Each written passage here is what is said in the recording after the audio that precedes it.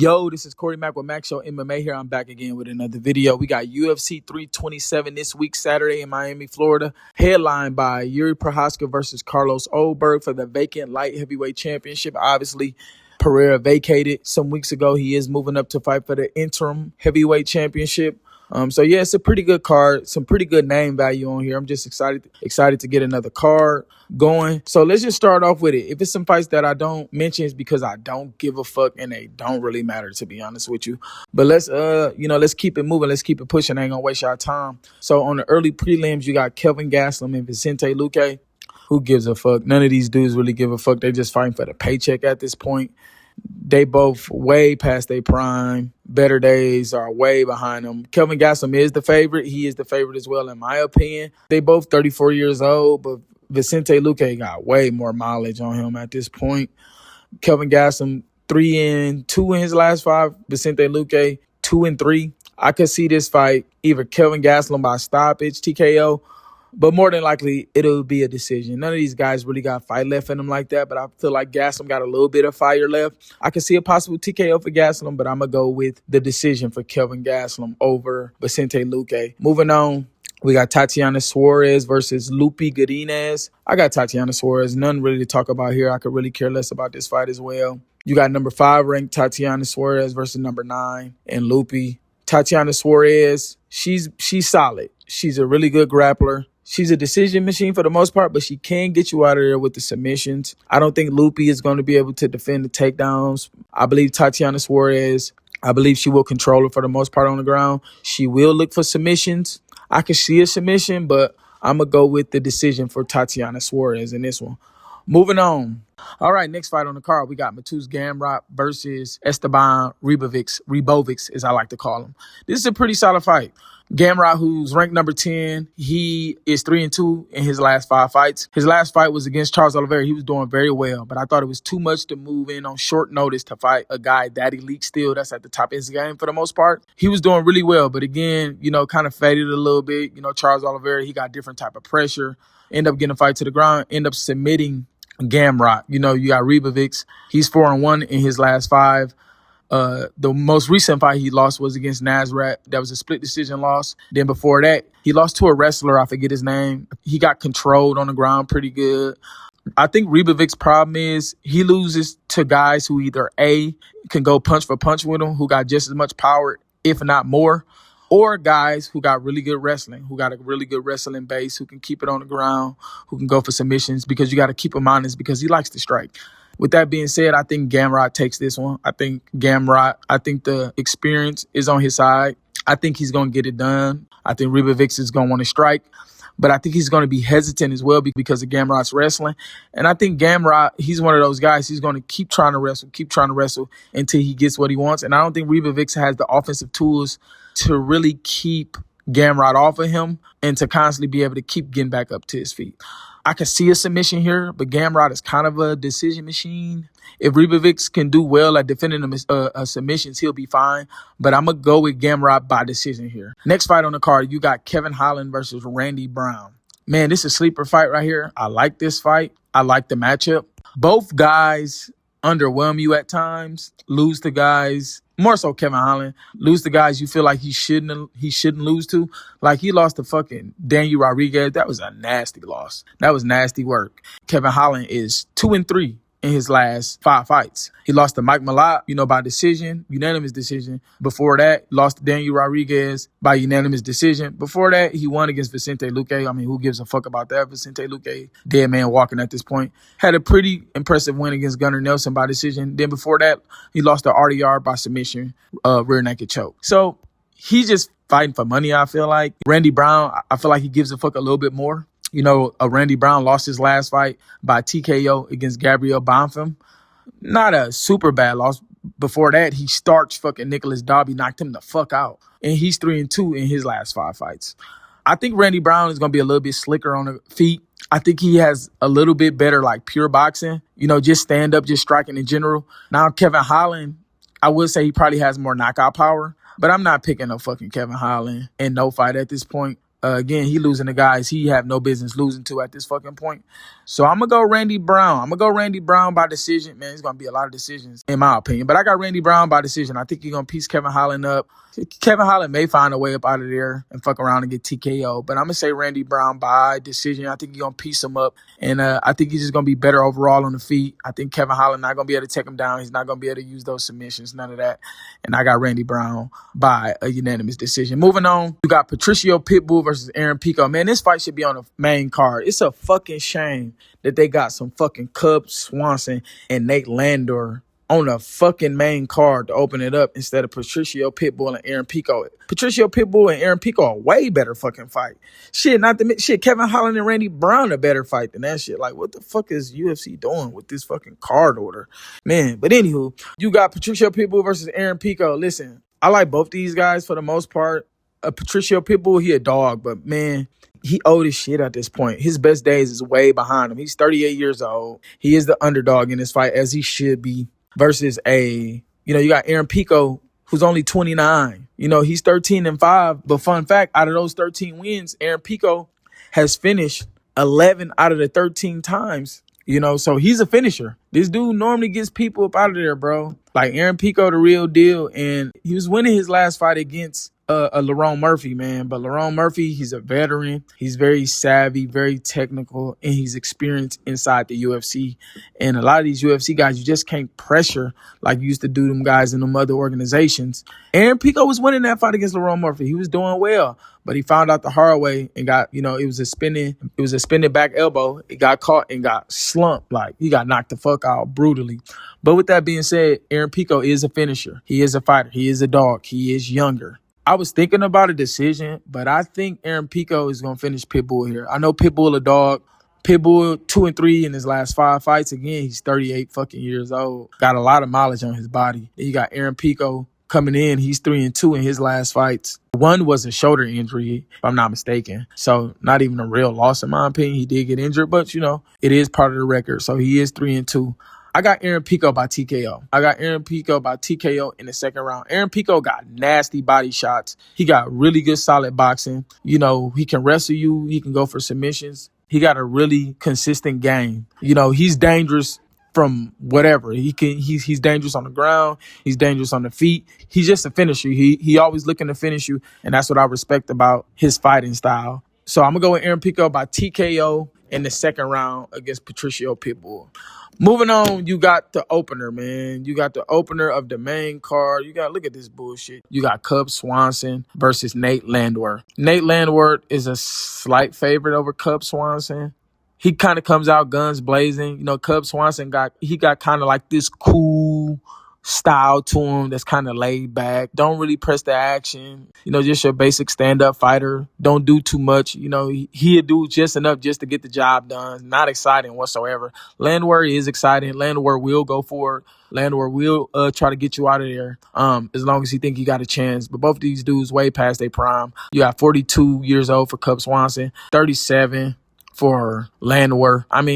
I don't even give a fuck about this fight, to be honest with you. I wouldn't even be covering this fight if they weren't even on the main card. But I'm gonna go with Landwehr. I think Landwehr activity is gonna be too much for Cub Swanson. A lot of times he too laid back, too chill. I think Landwehr is gonna go for it, possibly even get Cub Swanson out of there. But Cub Swanson is pretty hard to finish, so I will go with Landwehr by decision. I think it'll be a pretty decisive decision. Maybe 2-3 or something like that. But again, I think Landwehr is going to push the pace. I think he's going to be hitting Cub Swanson with some good shots. And I think he's going to cruise to a pretty easy decision. But again, who knows with these old motherfuckers, man. That fight, whatever. Moving on.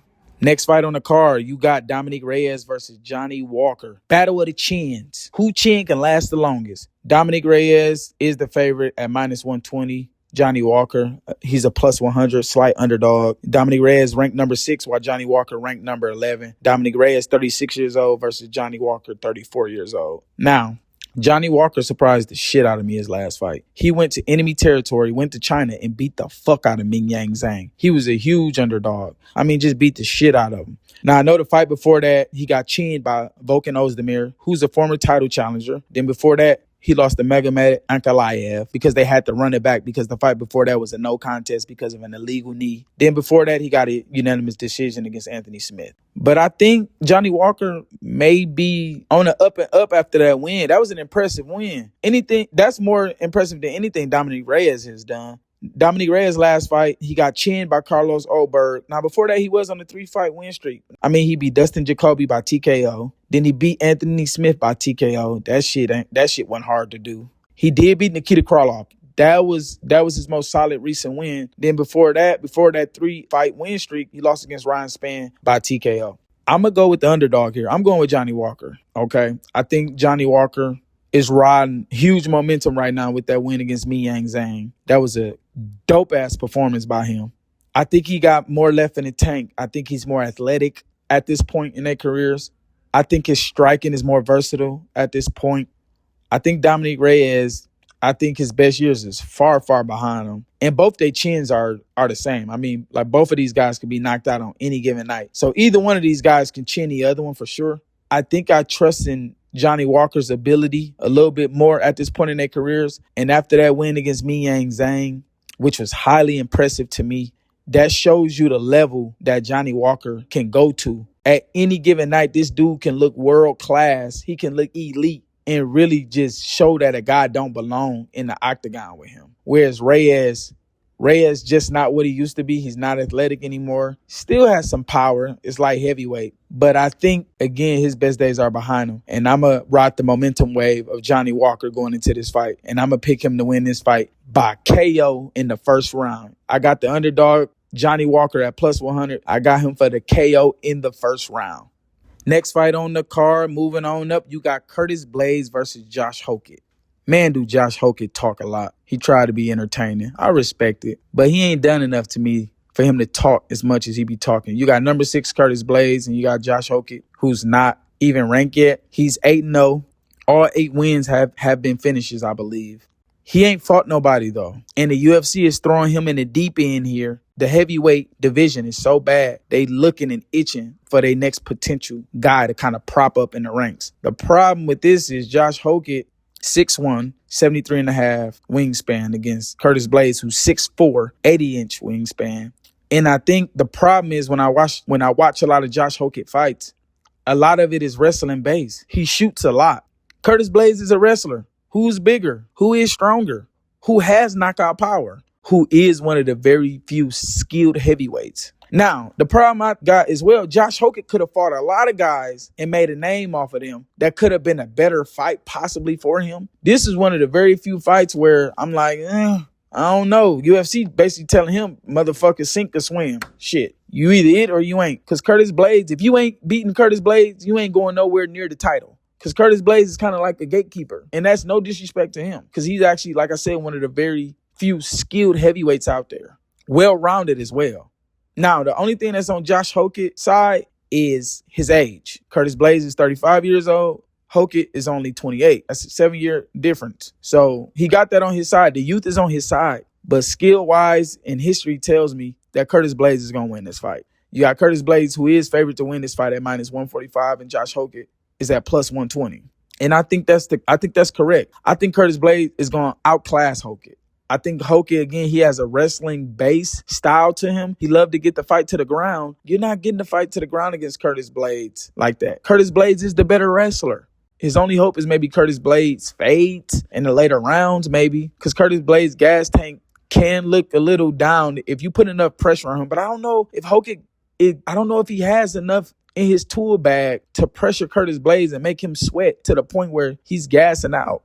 Again, the way Hokett fights, he tries to get the fight to the ground. I don't think he has power like that in his hands. His stand-up is not at an elite level. I wouldn't even say it's at a good level. He punches hard, obviously, as heavyweight. But Curtis Blaydes is more skilled. I think Curtis Blaydes got more knockout power. I think he's more solid on the feet. I think he's the better wrestler. I think he's the stronger fighter. Give me Curtis Blaydes by unanimous decision here. He could badly expose Hokett and finish him. But I'm going to have enough respect for Hokett in his 8-0 start with his 8-0 finishes and say he won't get finished here, even though that's a big possibility here for him to get exposed. But I'm going to say Curtis Blades by unanimous decision. And I think he's going to beat Hoka up a little bit. I think he's going to show Hoka, hey, this big boy business up here. And if you want to get to the top level, you got to come better than that. You got to come harder than that.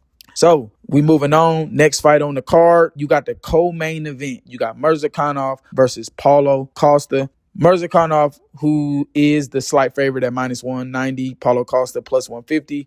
Mirzakhanov, number 8, ranked in light heavyweight division. Paulo Costa is ranked number 15 at middleweight, which I'm surprised he even still ranked at this point because, I mean, he's so inactive and, I mean, the pullouts is crazy. But Mirzakhanov, 16-0, undefeated, 36 years old. Paulo Costa, he's 2-3 in his last 5 fights at 34 years old. His last fight was an impressive unanimous decision against Roman Kopylov. He did outstrike him. You know, he was the better fighter on that night. Mirzakhanov last fight, he fought Alexander Rakic. He was getting outclassed by Rakic, man. Rakic was kicking the fuck out of Mirzakhanov, and I mean that literally. I mean, he was chopping him down, man. Kicks to the body, kicks to the legs. Mirzakhanov was getting stung up, man, with them kicks. Mirzakhanov kind of showed some wrinkles in his game. And I think Mirzakhanov is going to have a hard time winning fights at the elite level if he can't land the big shots. Because, again, his fighting style, he trusts and believes in his power a lot. And against the elite level guys, that don't work a lot of times. Now, I'm not saying Costa necessarily elite. Maybe he was at one point. But I just think Costa, he's a hard hitter, bro. I mean, his kicks is brutal. One thing Paulo Costa can do is land some heavy kicks. I mean, he's a great leg kicker. He's a great body kicker. He possesses some power in everything he throws. And I think we could see a potential upset here. I could see Paulo Costa going in there and chopping Mirzakhanov down. I think Paulo Costa is the bigger fighter as well.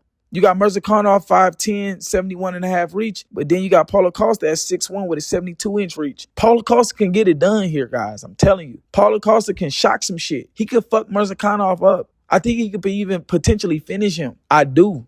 My problem is, though, I can't buy in to Costa gas tank because in these last few fights, he's shown he fades a lot later in fights, even though this is only a 3-rounder. But he can be gassed. I mean, look at that fight against Rockhold. He barely beat an old-ass, washed-up Rockhold, and he was dying for air by the end of that fight. He could barely stand up, him and Rockhold. So I can't trust his gas tank, and I can't trust his activity. The constant pullouts, the not making weight, the inactivity, I just can't take that over a guy who's been active, who's undefeated, who always seemed to land the right shot. But something in my brain is telling me that Paulo Costa is going to fuck around and win this fight and going to shock some people. But again, I'm going to take the activity of Mirzakhanov. I think he'll land enough big shots to keep Paulo Costa honest and worry about being knocked out. And I think Mirzakhanov will get it done. I would say a split decision because I think Paulo Costa is going to have some moments. I think he's going to do well. I think he's going to take a round.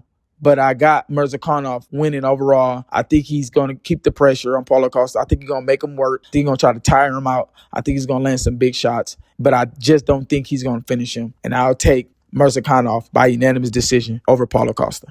All right, we are now on the last and final fight of the card. You got the main event for the vacant UFC light heavyweight championship between number 3 ranked Yuri Prochazka versus number 5 ranked Carlos Oberg. Yuri Prochazka is actually 2 years younger than Oberg, 33 years to 35 years, but has nearly 3 times as many fights as Oberg. So although he is 2 years younger, Prochazka, he got much more experience. Prochazka is the slight favorite at -135, while Oberg is the underdog at +110. This is going to be a banger of a fight, I feel like, as long as it lasts. I do think this fight have the potential to go the distance, although it's unlikely. Carlos Oberg is on a pretty good winning streak.